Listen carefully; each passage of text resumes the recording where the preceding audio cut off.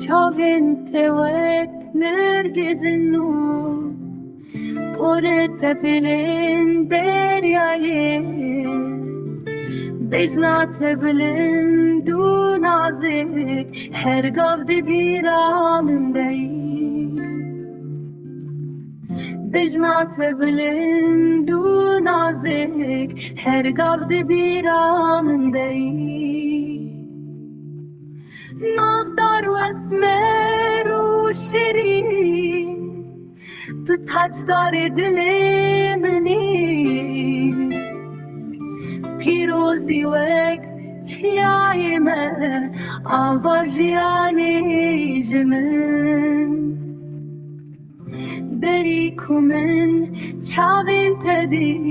ketim nava tora evînê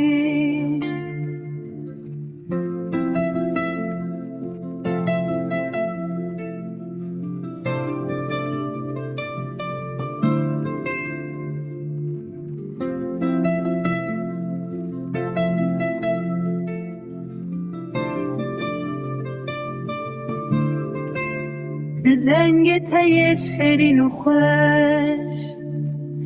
agir berda dilê min de yî agir berda dilê min de agir berda dilê min de yî dengê te yê şerîn û xweş agir berda dilê min de yî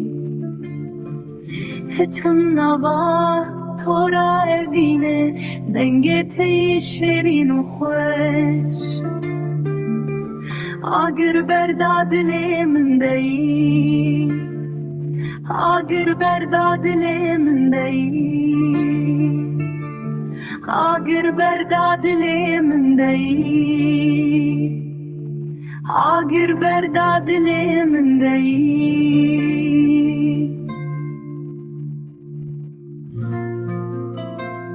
nazdar û esmer û şîrîn tu taçdarê dilê min î pîrozî wek çiyayê me ava jiyanê ji min berî ku min çavên te dî ketin nava tora evînê dengê te yê şerîn û xweş agir berda dilê min de